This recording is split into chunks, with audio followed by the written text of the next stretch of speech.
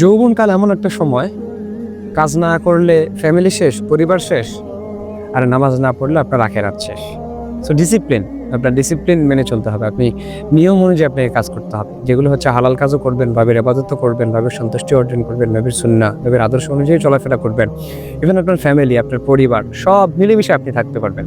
আপনার সন্তানকেও যে চোখে দেখছেন, আপনার স্ত্রী, আপনার পিতা, আপনার মাতা, সবার সাথে আপনি একটা টাইম মেনটেন করে চলছেন এবং নিয়ম মাফিক চলতেছেন। আল্লাহ তাআলা আপনার উপর খুশি, আপনার পিতামাতা আপনার উপর খুশি এবং পরিবার সবাই আপনার উপর খুশি। এরকম একটা সমাজ বা এরকম একটা নিয়ম মাফিক আপনি চলতে থাকেন, দেখবেন আপনি দুনিয়া এবং আখিরাত উভয় আপনি সুখ পাবেন।